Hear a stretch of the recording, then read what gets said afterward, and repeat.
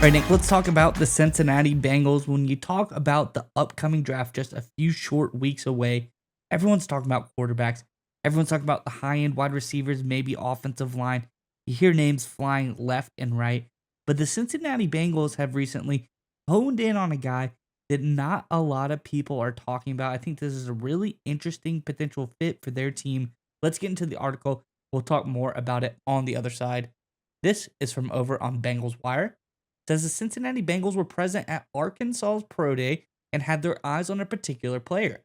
According to Justin Mello of the Draft Network, they showed a lot of interest in cornerback Dwight McGlothern.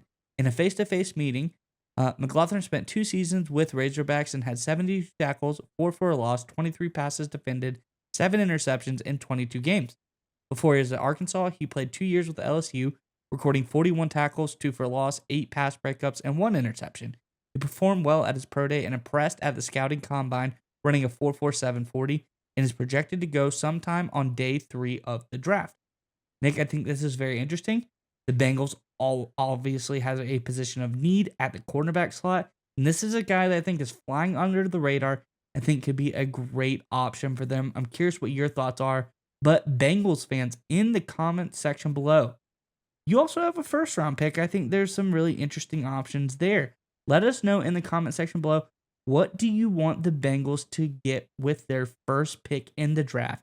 Let us know in the comment section below. But Nick, talking about day 3, what do you think about the Bengals' new attention to McGlothern? Well, I think it's very obvious what they're doing. They're trying to replace Chidobe Awuzie, who obviously left Cincinnati to sign with the Tennessee Titans. And I tell you what, if you dive really deep into the weeds of the profile of McLaughlin here, he is actually very similar to Awuzie. If you look at their dimensions, Awuzie coming out of college was 6 feet tall, 202 pounds.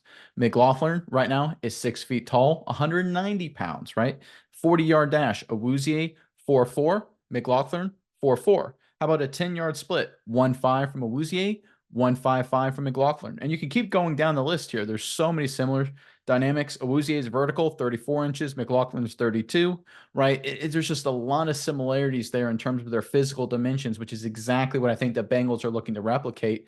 And if you look at McLaughlin's performance, I love the fact he played in the SEC, especially for a second and third tier SEC team in Arkansas over the past two seasons. Because if you're on a team like LSU or Alabama or Georgia, you have so much elite talent around you that sometimes you can be seen as a little bit better than you really are. For example, if you're a great corner and you're on a team with a great pass rush, you're going to have a lot of great opportunities to get interceptions and deflections and easy plays because your pass rush is going to help you out. Arkansas was the underdog in virtually all of those matchups, and McLaughlin did a solid job.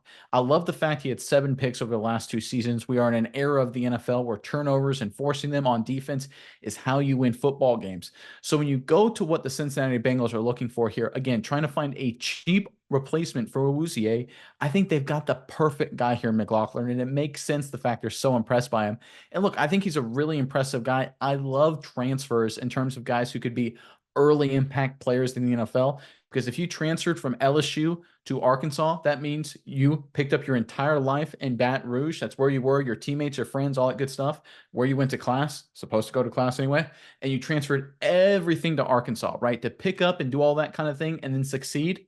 That's grown man kind of stuff, right? And it's going to, that kind of skill set, that kind of mindset, that grown man mentality, that translate to the National Football League. So I look at a guy here that could really be an early impact starter for Cincinnati while also having the physical profile of Awuzie plus better ball skills than Awuzie. I think that Bengals have themselves a great opportunity if they're able to pick up McLaughlin to add a huge steal for this defense.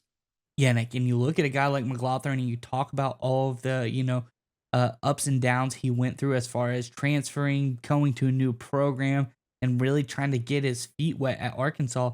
His first year, he was pretty good, but his final year at Arkansas, he was absolutely lights out with a 91.3 defensive grade, 85.1 pass rush grade, 85.7 tackling grade. So sure blitzer, sure tackler, some things you want out of a corner. And finally, a 91.8 coverage grade. This guy was like glue, who's all over everybody and had his best year, his final year at Arkansas.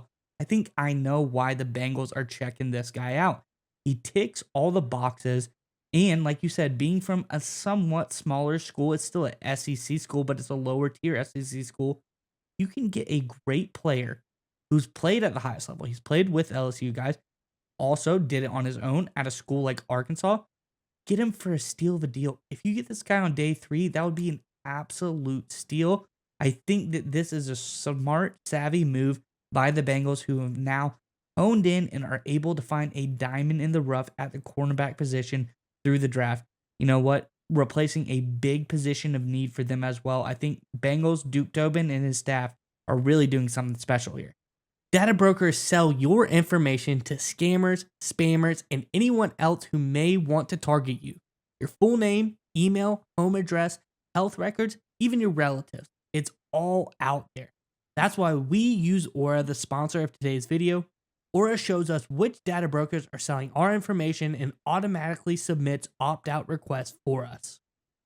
Cleaning up our information not only reduces the amount of that stupid spam we all get, but it also protects us from hackers who could use this information to help them access our social media accounts, bank accounts, and other sensitive information.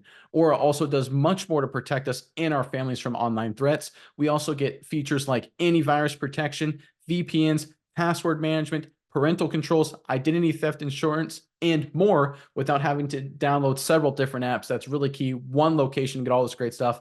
It's really easy to set up. And the best of all, we get everything at one affordable price.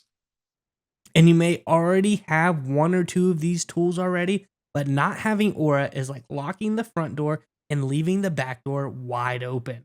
Aura is always on, doing the hard work to keep you safe so you can focus on other tasks and have peace of mind. We value our privacy and we value yours. You can go to aura.com/Saturday to start your 2-week free trial.